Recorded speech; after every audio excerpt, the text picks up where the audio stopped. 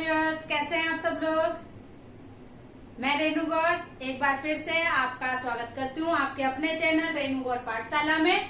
और आज हम अपनी पाठशाला में पढ़ेंगे र के रूप। ये देखिए, ये जो टॉपिक है इसको ध्यान से देखिएगा। ये जो टॉपिक है ये कक्षा 1 से लेके यानी क्लास फर्स्ट से लेके और जब तक आप हिंदी लिखते हैं लाइफ टाइम तब तक काम आता है।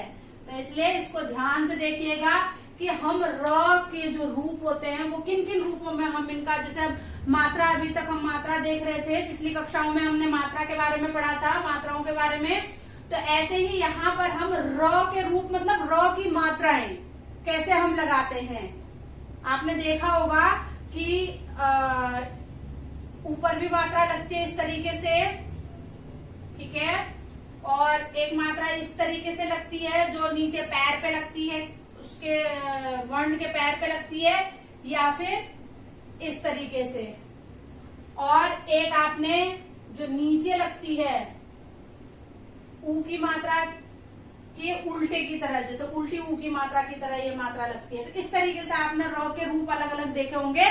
तो इसमें जो छोटे बच्चे होते हैं या बड़े भी बहुत सारी गलतियां करते हैं, छोटे ही नहीं करते हैं, क्योंकि इसका जो उच्चारण होता है वो क्लियर नहीं हो पाता है कि किस उच्चारण के साथ कौन सी मात्रा आती है, जब किस तरीके का उच्चारण होता है तब कौन सी मात्रा आती है। तो ये सब क्लियर नहीं होता है, इसलिए इसमें अधिकतर जो है लोग गलतियां करते हैं। इस टॉपिक के अंतर्गत हम इसको क्लियर करेंगे। तो आप देखिए, जो ये वाली मात्रा है, मैं अब आपको बता दूं, जो ये मात्रा है ये किसकी है, री की, यानी री से ऋषि की। और ये, इसको हम कहते हैं, ये र की मात्रा है, लेकिन इसको हम क्या कहते हैं, रेफ। इसको हम कहते हैं रेफ। और ये जो होता है यानी जो पैर की तरफ को लगता है, जो सिर की तरफ को लगता है उसे हम रेफ कहेंगे, और जो पैर की तरफ को लगता है इसे हम कहते हैं पदेन। इसे हम कहेंगे पदेन।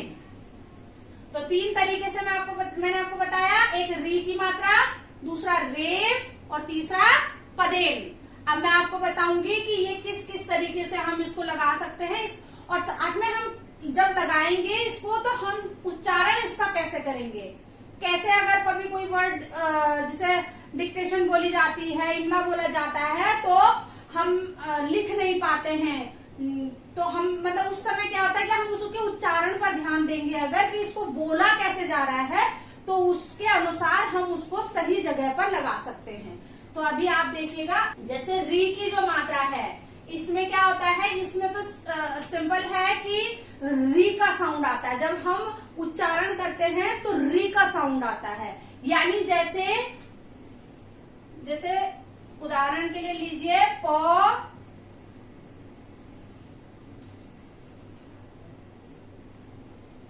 धन री,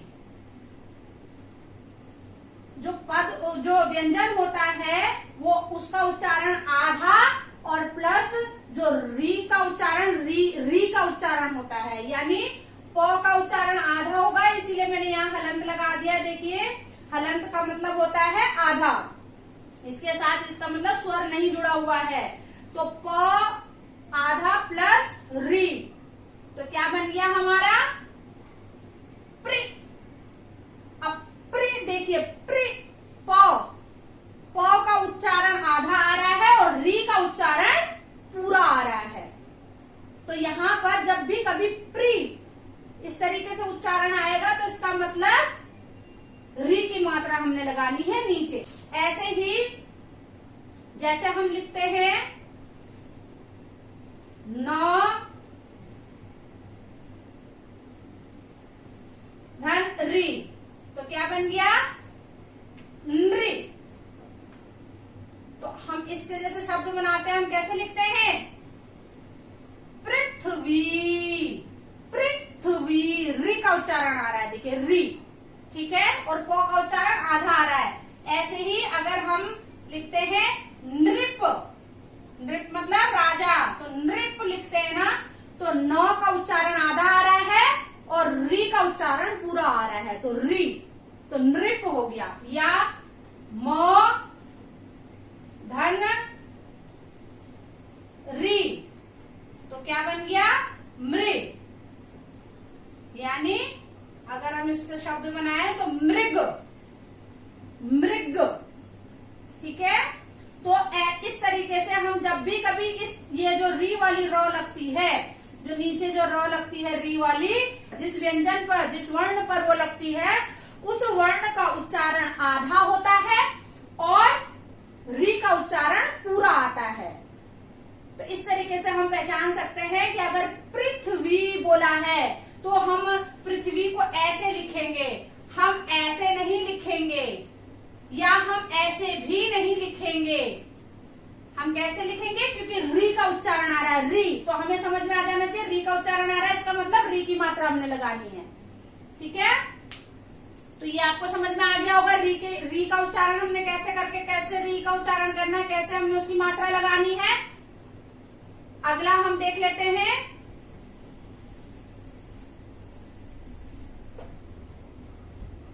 रेफ। अब अगर हम इसको देखें, रेफ को देखें, तो रेफ जो होता है ये रॉ की मात्रा होती है, यानी आधा रॉ होती है, रॉ की मात्रा होती है। इसमें क्या होता है कि रॉ, सपोज रॉ धन प, ठीक है। अब रॉ का उच्चारण आधा आता है और जिस वर्ण पर वो लगी हुई होती है वो मात्रा, उसका उच्चारण पूरा आता है। रप, रप। अब आप बोलेंगे कि इसमें भी आधा उच्चारण आया, इसमें भी, लेकिन इसमें री आ रहा है, इसमें रॉ का उच्चारण आधा आ रहा है, इसमें री का उच्चारण पूरा आ रहा है। और प्रोनाउंसिएशन यानी उच्चारण में भी फर्क है, यहाँ रॉ हो रहा है, यहाँ री हो रहा है। री का उच्चारण पूरा आ रहा है, यहाँ रॉ का उच्चारण आधा आ रहा है। रप, ये क्या हो जाएगा? रप। यानी अगर हम इससे शब्द बनाए तो हम लिख सकते हैं जैसे सर्प। अब देखिए सर्प, तो र का उच्चारण जब आधा आए और उसके बाद जो है वर्ण का उच्चारण पूरा आए, तो इसका मतलब, इसका क्या मतलब बनेगा कि रेफ लगेगा, यानी जो ऊपर वाली जो मात्रा है वो लगेगी। शिरोरेखा के ऊपर जो रॉ की मात्रा लगती है वो लगेगी। शिरोरेखा मैंने कल आपको पिछली कक्षा में आपको बताया है कि शिरोरेखा मतलब जो वर्ण के ऊपर जो रेखा खींची जाती है। ऐसे ही एक दो उदाहरण और देख लेते हैं हम, जैसे र म, अगर इसको हम पूरा देखें, स धन र, ये ऐसे ही अगर हम इसको देखें, क धन र धन म, र पे आधा है, हलंत है, तो ये बन गया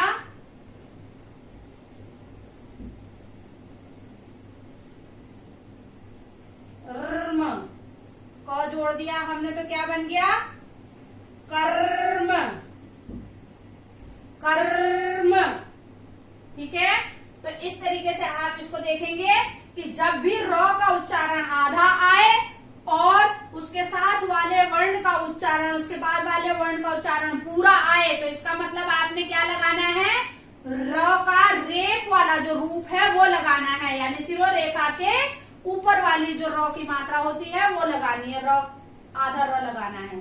ठीक है, इतना समझ में आ गया? तो इस तरीके से आप लोगों को समझ में आ गया होगा ये कि इसको हमने कैसे लिखना है, यानी रॉ का जो रेफ वाला रूप है उसको हम कैसे देखेंगे, कैसे लिखेंगे। अब देखिए इसके बाद हम पदेन का देखते हैं।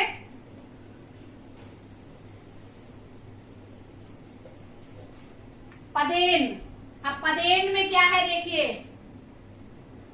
पदेन में नाम से पता चल रहा है, यानी जो पैर की तरफ को लगता है, वर्ण के पैर पर जो मात्रा लग रही है रॉ की, उसको हम पदेन कहेंगे।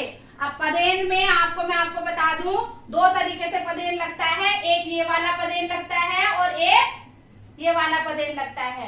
यहाँ पर क्या होता है कि जो अभी तक हमने देखा इसमें कि रॉ का उच्चारण आधा हो रहा था और वर्ण का उच्चारण पूरा हो रहा था, ये इस तरीके से, ठीक है। इसमें क्या होगा कि वर्ण का उच्चारण पहले होगा और आधा होगा। यहाँ र का उच्चारण पहले हो रहा है और आधा हो रहा है, और वर्ण का उच्चारण बाद में हो रहा है और पूरा हो रहा है। यहाँ पर क्या होगा, वर्ण का उच्चारण पहले होगा और आधा होगा, और जो र का उच्चारण होगा वो उसके बाद होगा और पूरा होगा। जैसे क हलंत वाला धन र, तो क्या बन गया, क्र। क्र, क पे जोर पड़ रहा है यानी क आधा है, क्र। र का उच्चारण बाद में पूरा आ रहा है। जैसे हम लिखते हैं क्रम, ठीक है।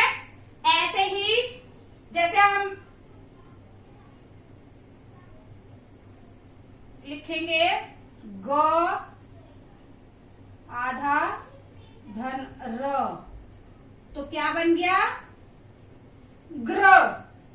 ग्र, ग का उच्चारण आधा आ रहा है, जोर पड़ रहा है ग पे, उच्चारण करते हुए देखिए ग्र। ग्र, ग पे जोर पड़ रहा है, इसका मतलब ग का उच्चारण आधा आ रहा है, र का उच्चारण पूरा आ रहा है। तो इसको कैसे लिखेंगे,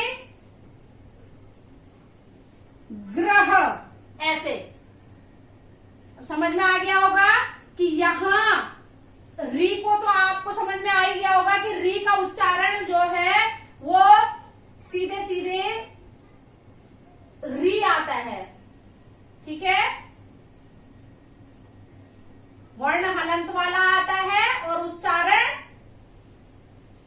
री का आता है, तो ये बन जाता है मृग। तो इसमें तो री उच्चारण आ रहा है, अपने आप ही समझ में आ रहा है कि री है। यहां पर अब जो डिफरेंशिएट करना है आपने, जो अंतर देखना है वो रेफ और पदेन में देखना है। तो यहाँ पर क्या है कि र का उच्चारण आधा हो रहा है और उसके साथ वाले व्यंजन का उच्चारण, वर्ण का उच्चारण पूरा हो रहा है, तो इसका मतलब रेफ लगेगी ऊपर, रुप, सर्प,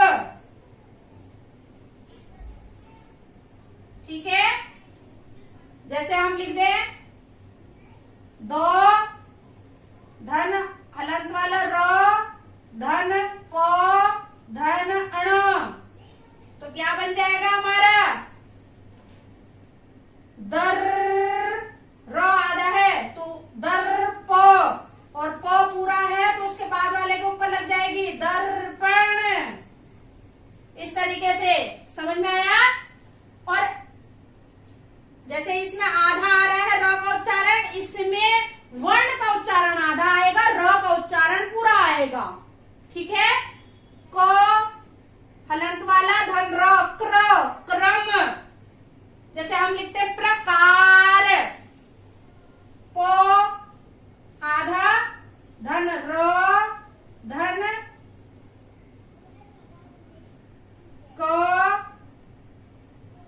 धना का डंडा धन र, तो ये बन गया आपका प्र। प आधा है, र पूरा है, तो इसका मतलब प्र, ये वाली लगेगी पदेन, प्रकार,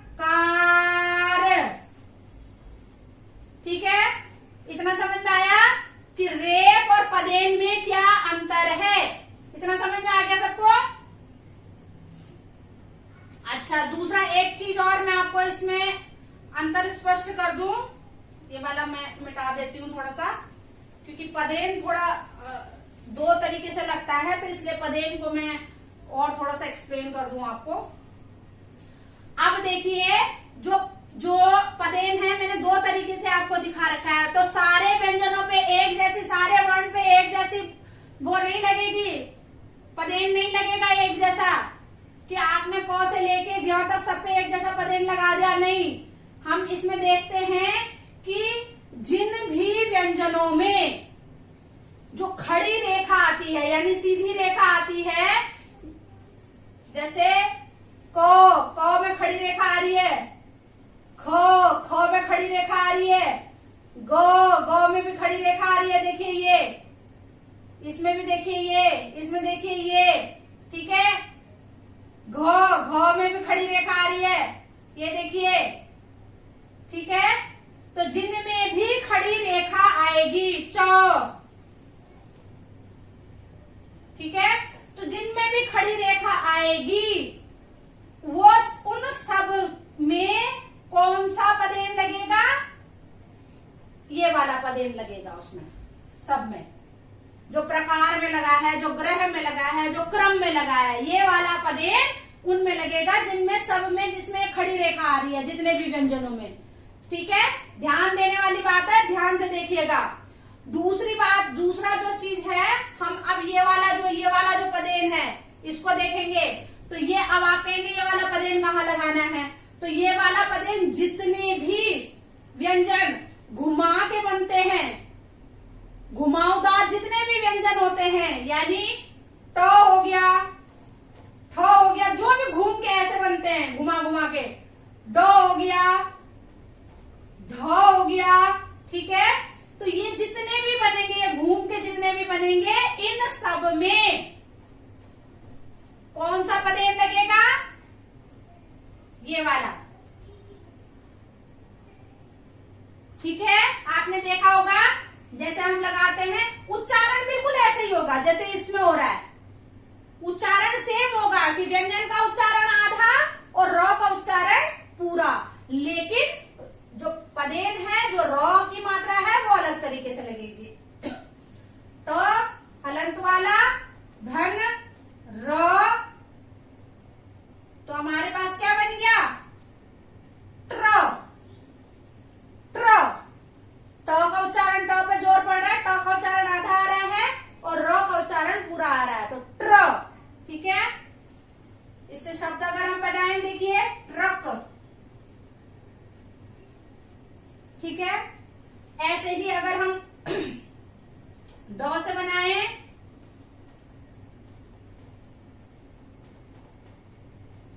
ड्र, ठीक है। तो बहुत सारे शब्द हैं, ड्रम है, ड्रैगन है, ठीक है, इस तरीके से। तो अब आपको समझ में आ गया होगा कि पदेन में दोनों पदेन का इस्तेमाल कहाँ कहाँ करना है, ठीक है। रेफ का इस्तेमाल कैसे करना है और री की मात्रा का इस्तेमाल कैसे करना है। तो री की मात्रा में तो सिंपल सी बात है कि री का उच्चारण हो रहा है, तो वो तो समझ में ऐसे ही आ जाएगा, ठीक है।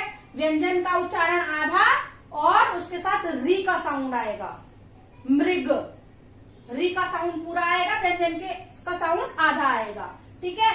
रेफ में जो है वो क्या होगा कि र का साउंड आधा आएगा और पहले आएगा, और उस जिस व्यंजन पर वो लगी होगी उस व्यंजन का साउंड पूरा आएगा, उसका उच्चारण पूरा होगा और वो बाद में आएगा, ठीक है।